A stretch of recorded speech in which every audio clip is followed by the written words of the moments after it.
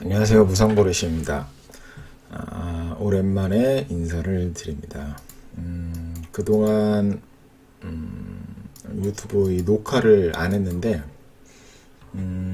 뭐 안 한 이유가 첫 번째는 저 같아요. 뭐더라?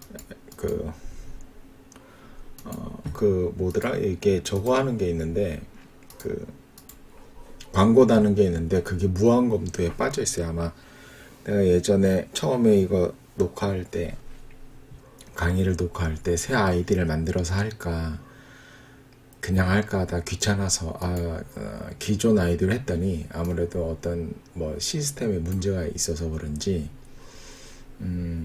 그게 수익 신청이 안 되는 것 같아요. 그래서 지금 새 아이디를 만들어서 할까 아니면 안 할까 아니면 그냥 기존 하던 거기에 그냥 뭐 영상을 녹화해서 올릴까 뭐 이런 고민을 하고 있었는데 그런 고민하다 보니까 귀찮아지더라고요. 뭐 해서 뭐하나 뭐 이런 생각도 들고 해서 안 했는데 뭐 하긴 할 겁니다. 아마 하긴 할 건데 잘 모르겠어요. 어떻게 해야 될지. 일단은 뭐 계속 하긴 할 겁니다. 지금 보면 제가 예전에도 영상을 찍어서 올 때 개인적으로 강세장으로 판단을 한다 뭐 이런 얘기를 했었죠. 그래서 작년 9월부터 이렇게 코스피 지수를 보면 이렇게 우상향을 했어요. 그리고 뭐 다우지수도 다우지수도 꾸준히 우상향하고 있었고 분위기가 좋았죠. 근데 코로나가 터지면서 분위기가 완전 급반전을 했습니다. 지금도 크게 생각을 바꾸고 있지는 않은데 코로나에 대해서 예전에 우리가 뭐 메르스도 겪었고 뭐죠? 메르스 말고 신종플루 그것도 겪었고 했기 때문에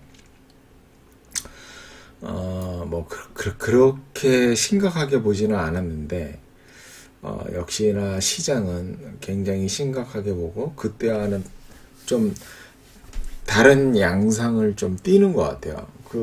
다른 양상이 뭐냐면 뭐 신종플루 메르스 때는 뭐 크게 막 전염되고 그러지는 않았던 기억이 나고 신종플루 때는 진짜 어마어마하게 감염됐던 걸로 기억하고 있어요.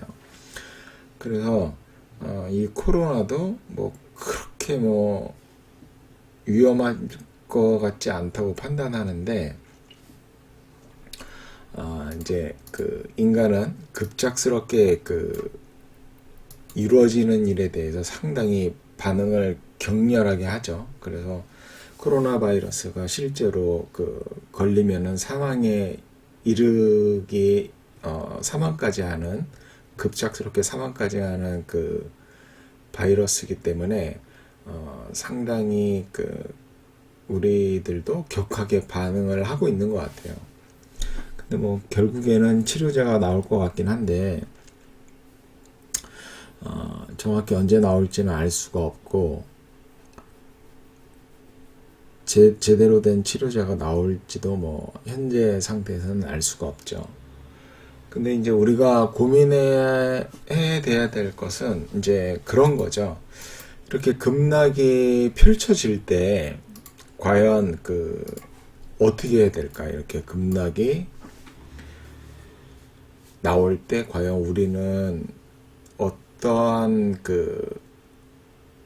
방식으로 대응을 해야 되나 뭐 이러한 거는 전혀 우리가 예상할 수 없는 거죠. 그래서 대응을 잘 하셔야 됩니다. 대응을 잘 하셔야 되는데 뭐 대응하는 방법에는 여러 개가 있겠지만 기본적으로 두 가지죠. 첫 번째 우리가 어떤 투자를 하고 있느냐에 따라서 대응 방법이 달라집니다. 첫 번째로는 우리가 이제 가치 투자, 보통 가치 투자를 한다고 생각하죠.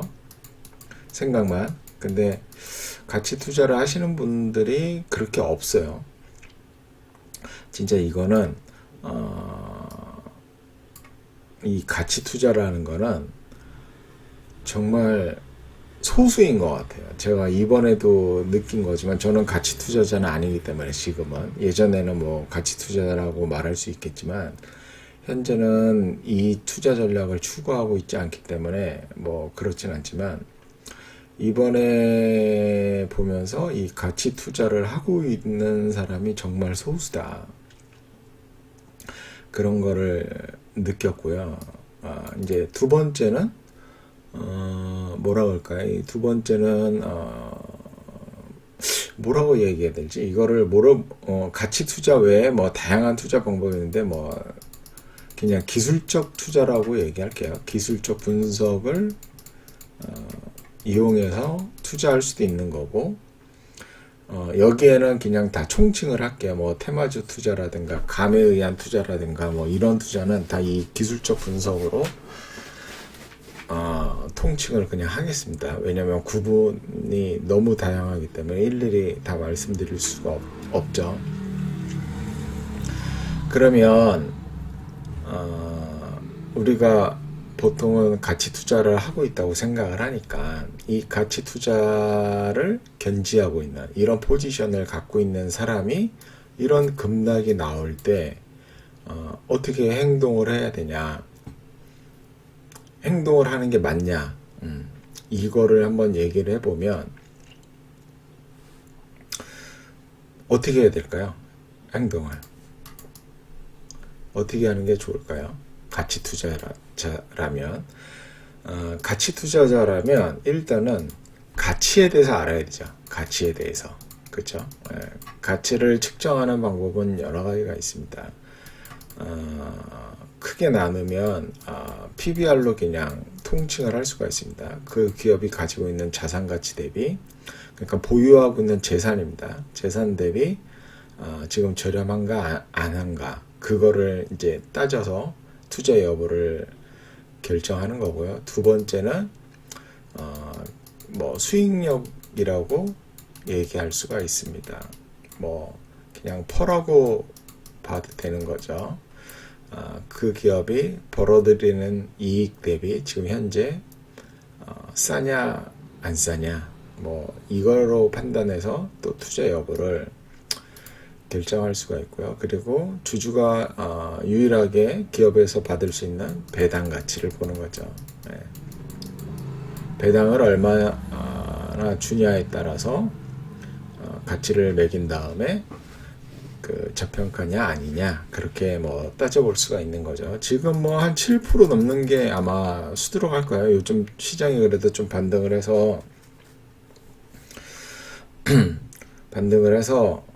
뭐 배당 수익률이 좀 내려왔을 수도 있지만 지금 7%에서 뭐 10% 되는 게 상당히 많습니다. 그래서 이러한 어떤 가치 투자의 포지션을 갖고 있다 그러면 이렇게 급락이 나올 때 분할 매수를 하면 되는 거죠. 분할 매수. 분할 매수를 하면 됩니다. 그냥 이게 가치 투자의 기본 메커니즘이죠. 근데 이런 식으로 하지 않죠. 많은 사람들이 평소에는 PBR 보고 뭐 퍼 낮은 거 따지고 배당 수익률 이런 거 따지는데, 이렇게 막 급락을 해서 이러한 배당 수익률이 올라가고 이러한 수치가 뭐 역사상 최저 수준으로 떨어지는데도 불구하고 안 삽니다. 왜 안 사는지는 잘 모르겠어요. 저도 안 사죠. 대부분 안 사고 공포에 휩싸여서 거의 맛이 갑니다. 대부분이. 그렇기 때문에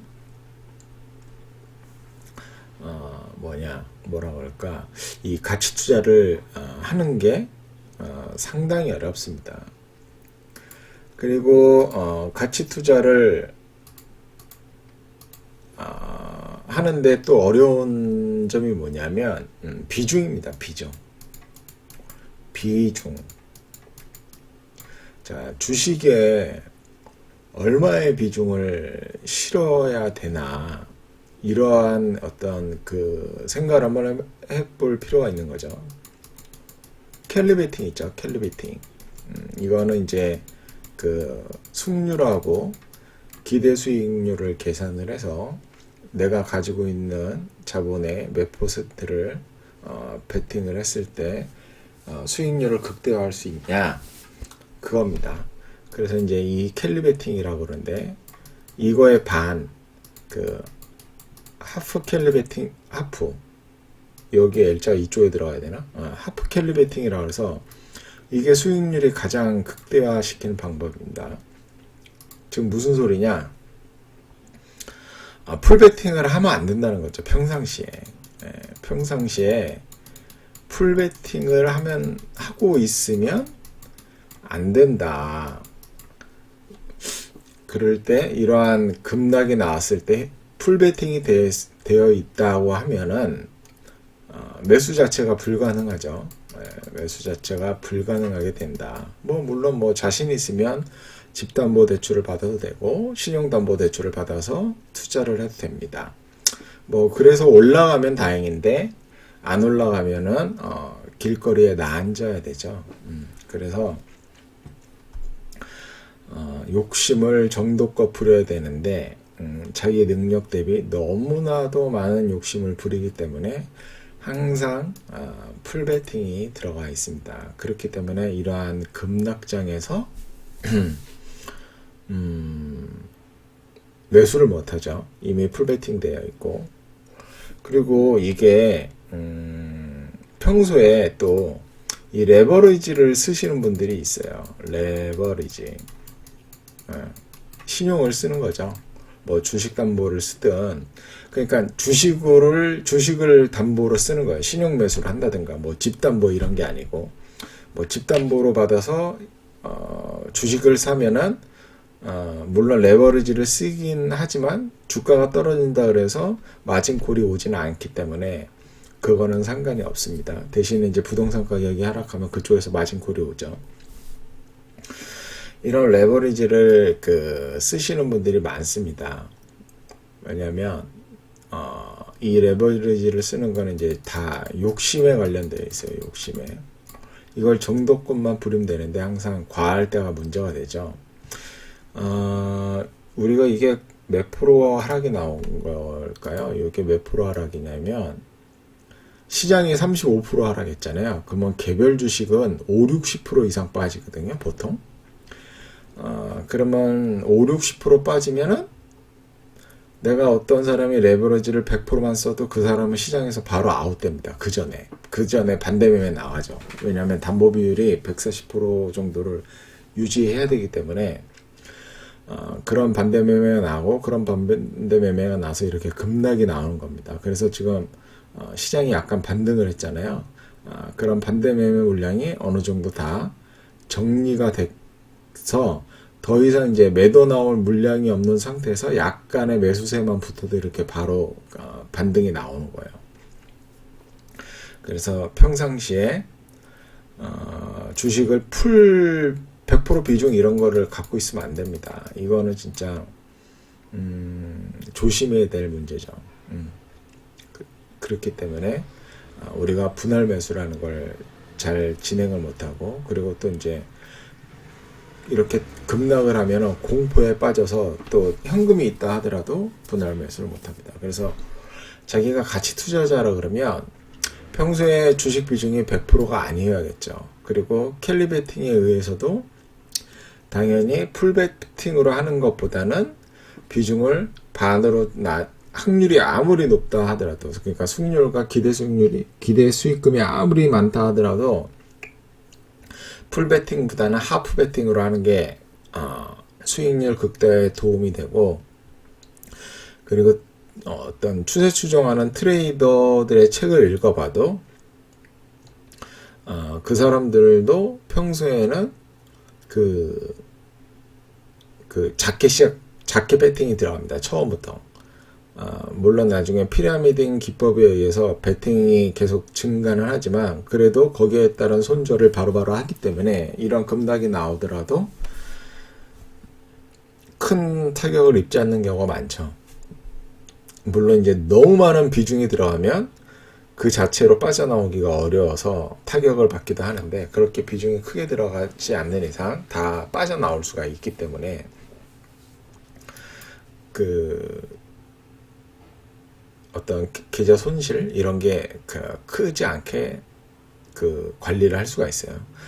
아마 이번 시장에서도 많이 겪었을 겁니다. 주변에 주변 고수들 얘기 들어보니까 100억 200억 갖고 있던 고수분들 이번에 많이 아웃됐다고 그런 얘기가 많이 나옵니다.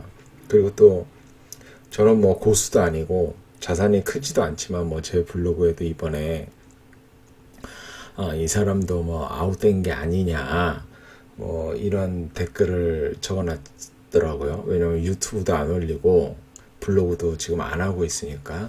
근데 지금 현재 제 손실률은 약 마이너스 한 9% 정도 되고, 현재 저는 현금 비중이 약 거의 70% 정도 있어요.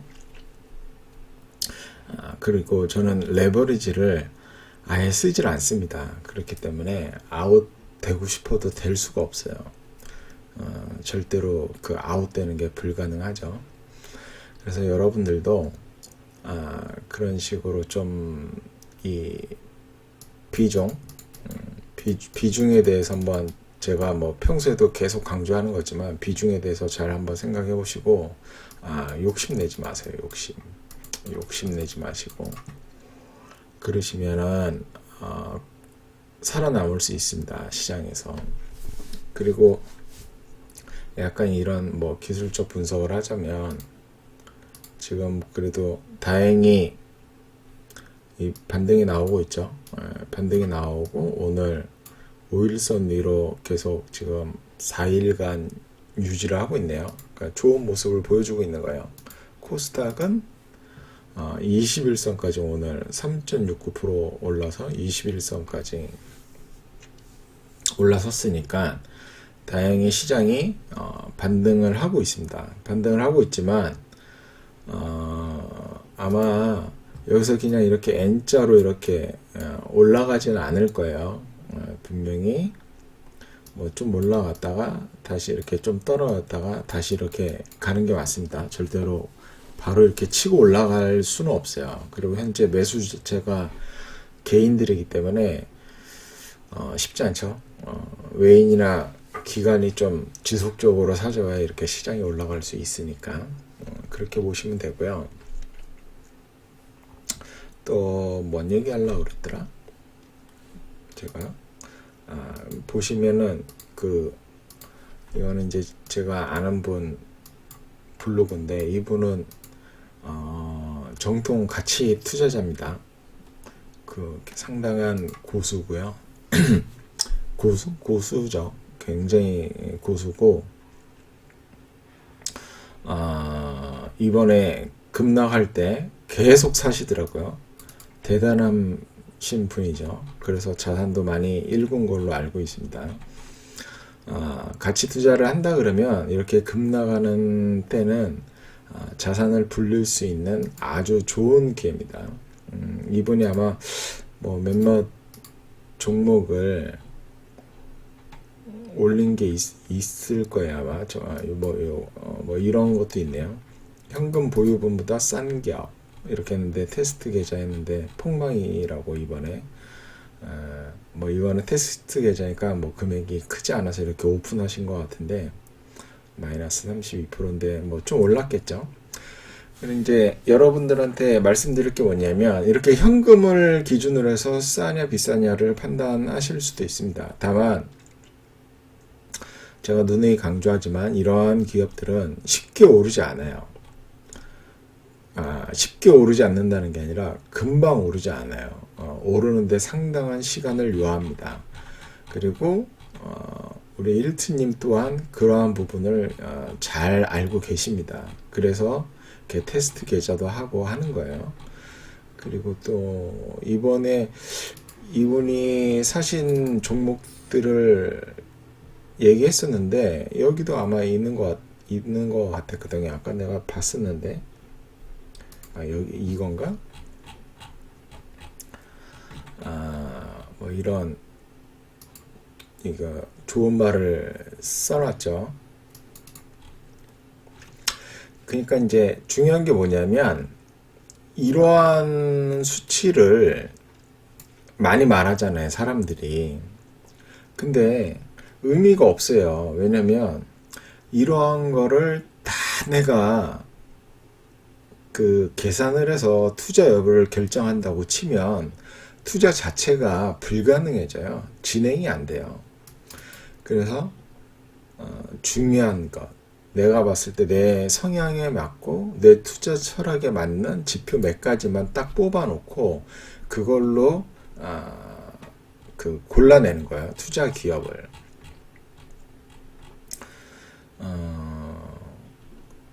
이제 이거 좋은 말이죠. 아주 그 투자에 있어서 좋은 문구입니다. 네. 주가가 오르려 그러면 실적이 증가해야 돼요. 물론 실적하고 상관없이 주가가 상승할 수도 있지만 우리가 투자자라는 포지션을 갖는다면 이거를 기준으로 해서 투자 여부를 결정하셔야 됩니다. 그리고 미래에 집중해야 되죠. 앞으로 잘 벌 기업에 투자를 해야 됩니다. 그걸 어떻게 하냐 모릅니다. 그냥 개인적으로 알아서 판단하시면 됩니다.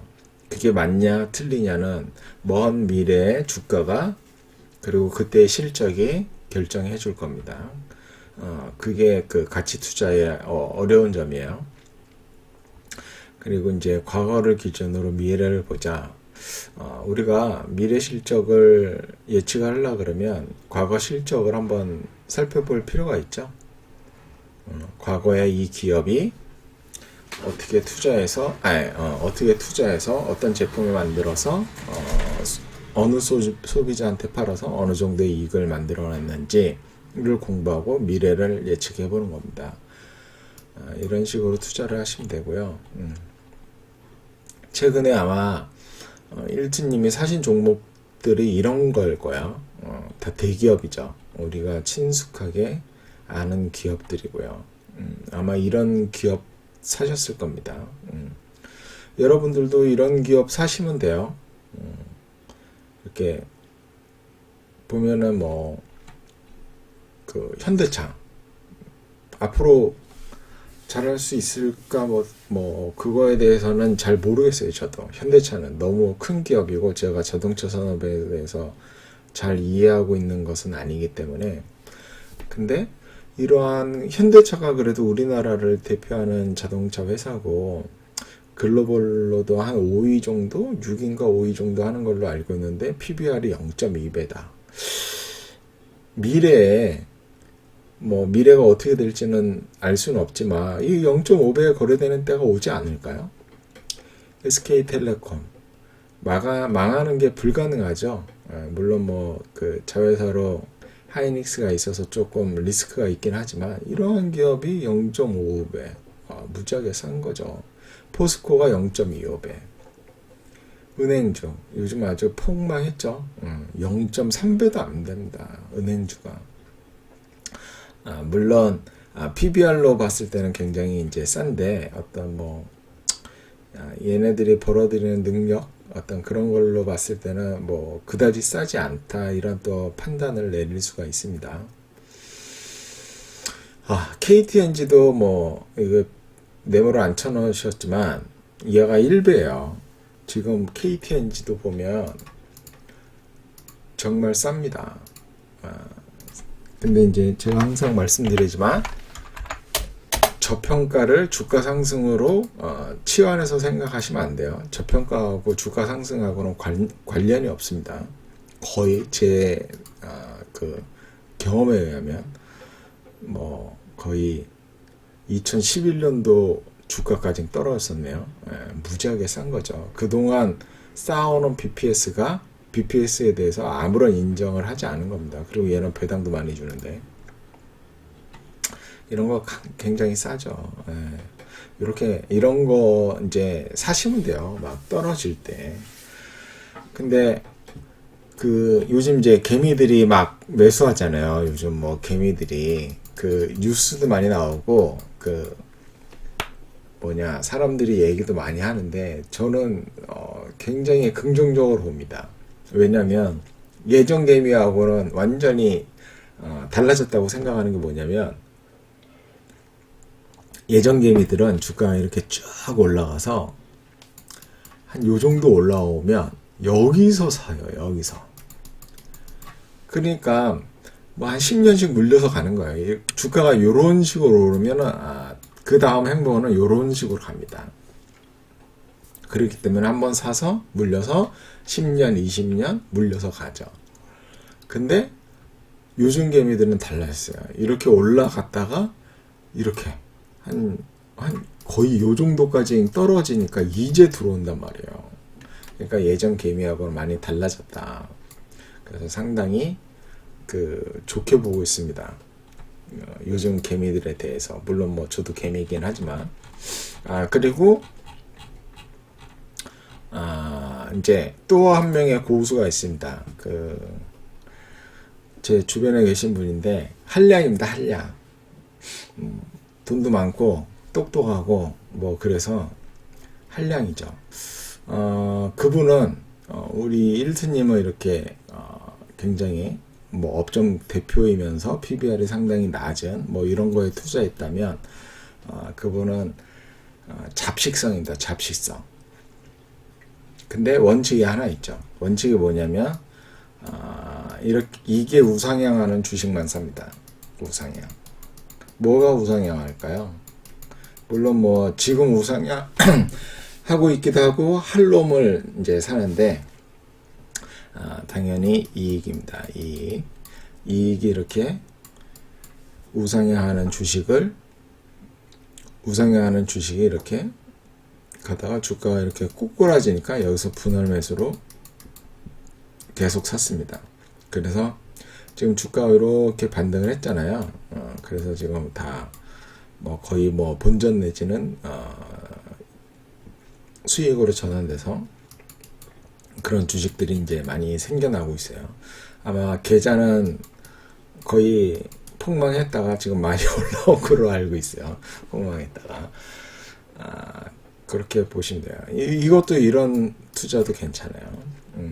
제가 그랬잖아요. 이익이 우상향하면 주가도 이렇게 따라 올라가게 돼 있거든요. 무조건 싸냐 비싸냐 여부에 상관없이 약간 고수의 영역이죠.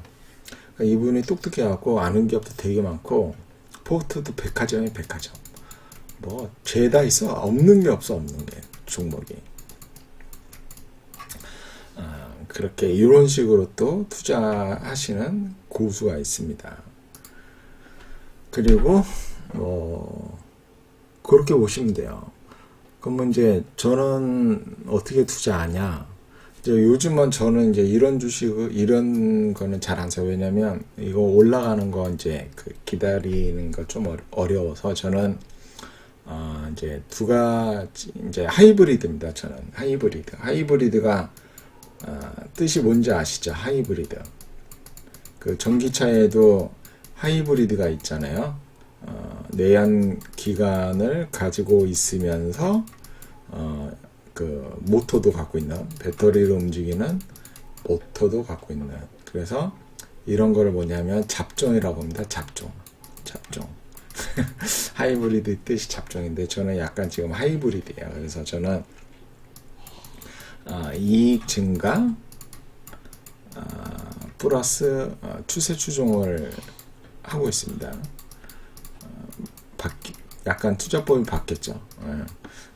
그 좀 빨리 올라가고 그런 거를 잡기 위해서 이익 증가하는 기업을 추세 추종하고 있습니다. 이거는 이제 약간 뭐 기술적 분석이라고 볼 수 있겠죠. 기술적 분석. 저는 이런 식으로 하고 있고.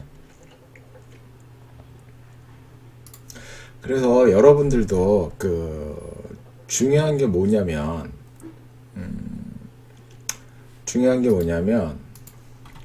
그 저걸 하셔야 돼요. 자기만의 그 원칙을 세워놓고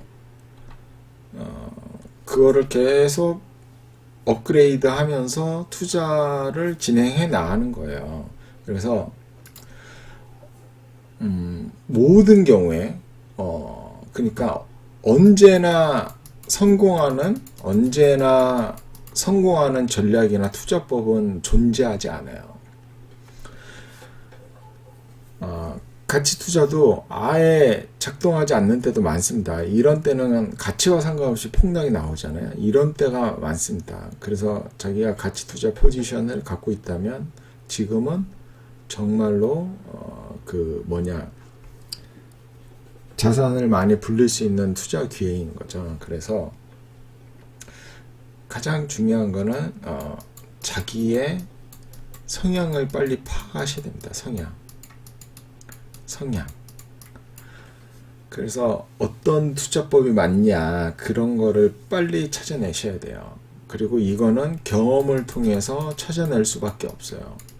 그냥 책만 읽어서는 안 됩니다. 경험을 통해서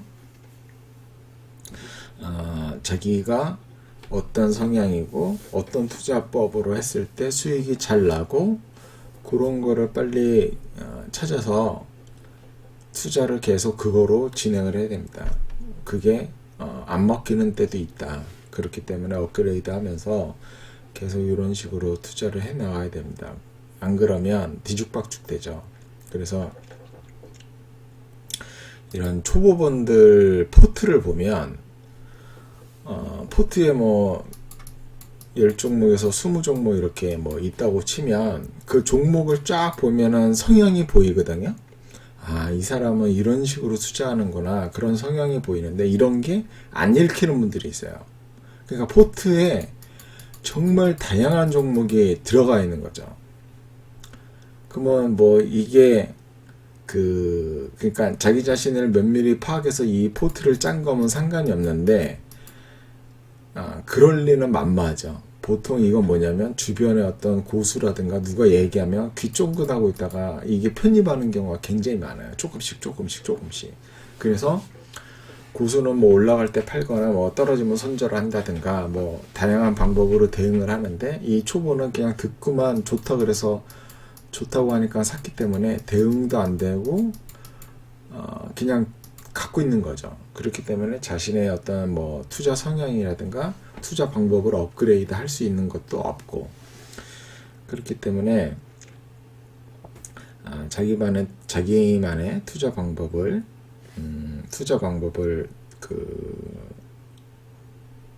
만드는 게 가장 중요하고 욕심을 내지 않는 게 또 중요합니다. 굉장히 중요해요. 욕심을 내면 이 기업 저 기업에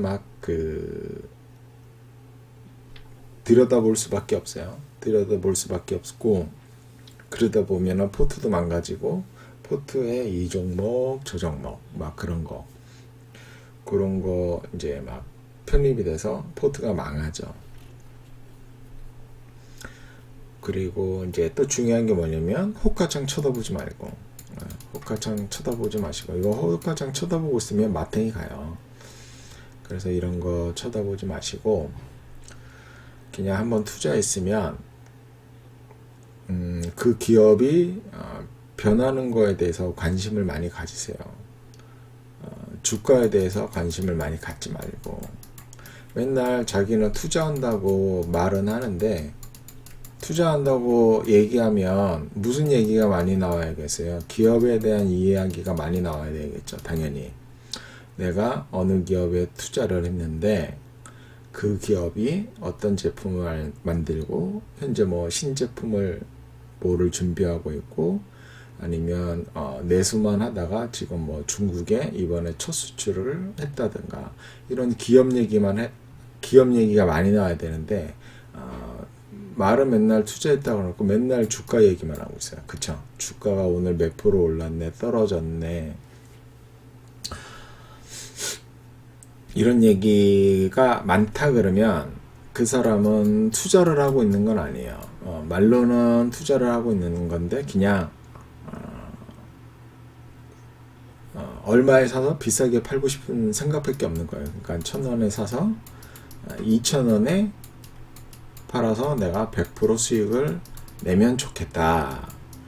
이런 생각밖에 없는 거예요. 이런 사람들은 주가 얘기만 하시는 분들은, 주가 얘기가 주로 많이 나오시는 분들은. 그래서 자기가 만약에 투자를 한다 그러면 기업 얘기를 많이 해야 돼요. 기업 얘기를 많이 나와야 돼요. 그쵸? 이제 뭐 이게 뭐냐면 그런 거죠. 뭐 이제 제가 순이라는 여자를 사랑한다고 생각을 해요. 그래서 순이한테 가서 고백을 했습니다. 고백을 했어요. 순이야, 나 너 좋아한다. 나랑 사귀자. 이제 이렇게 얘기를 했는데 순이가 오케이 했습니다. 예. 그러면 순이하고 이제 데이트를 할 거 아니에요. 데이트를 하는데, 데이트하면서 내 입에서 영희 얘기가 계속 나오는 거예요. 영희 얘기가. 순이야, 근데 있잖아, 영희를 내가 어제 뭐 봤는데 어쩌고 저쩌고 계속 영희 얘기를 합니다. 그리고 수키 얘기도 합니다. 그러면 제가 순이를 사랑한다고, 좋아한다고 고백해서 받아줬는데 이게 순이를 사랑하는 걸까요? 좋아하고 있는 걸까요? 아니겠죠. 영희도 마음에 있는 거고 수키도 마음에 있는 거겠죠. 순이만이 마음에 있는 건 아니겠죠. 이러면 어떻게 될까요? 그럼 뭐 인생이 나가리 되는 거죠. 그냥 인생 자체가. 이게 투자도 똑같은 거예요. 내가 기업에 대해서 투자를 했는데 기업에 대해서는 얘기 안 하고 맨 주가만 얘기하고, 그쵸? 뭐 테마주 얘기하고 그런 얘기만 하면 자기가 투자 포지션을 갖고 있다고 볼 수 있는 건 아니죠. 이런 식으로 투자하시는 분들이 상당히 많아요. 물론 뭐 주가가 중요한 투자 포지션이 될 수도 있죠. 그런 포지션을 갖고 있다 보면 주가 얘기를 더 많이 하는 게 맞긴 하죠. 당연히. 그런 거는 이제 기술적 분석이나 어떤 추세 추종이나 그런 거를 많이 할 때는 이제 주가를 많이 얘기할 수 있겠지만, 그럼에도 불구하고 완벽하게 기술적 분석만 하는 건 아니라면 기업을 보게 되기 때문에 기업 얘기를 많이 해야 됩니다.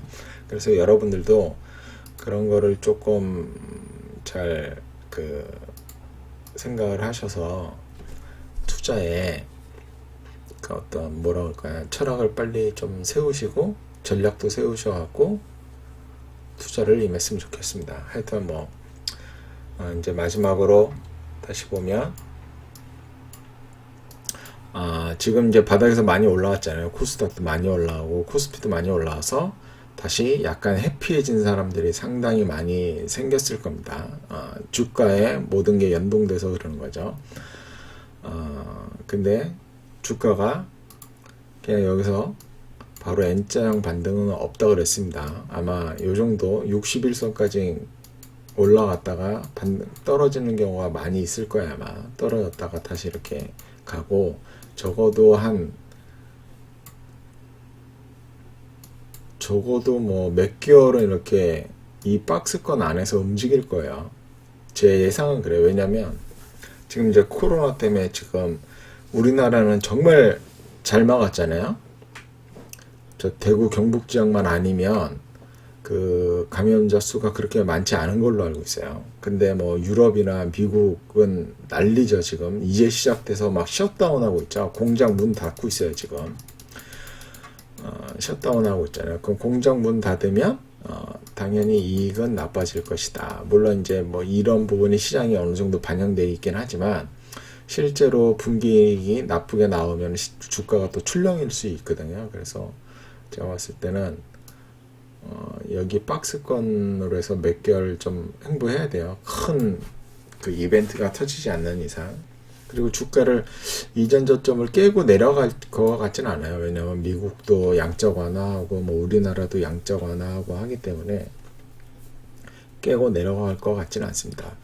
일단 뭐 개인적인 생각이니까 제 생각은 그렇게 되는 거고, 여러분들도 여러분 나름대로의 어떤 생각을 갖고 투자에 임하셔야겠죠. 대응을 하시면서. 오늘도 뭐 이런저런 얘기 많이 나눴는데 뭐 별로 도움되는 얘기는 없을 것 같네요. 왜냐면 그냥 즉흥적으로 하는 거라서 어느 정도 저걸 자꾸 했어야 되는데 제가 그냥 오늘은 그냥 약간 감기 기운도 있고 해서 지금 뭐 아무 말이나 막 하고 있는 것 같아요.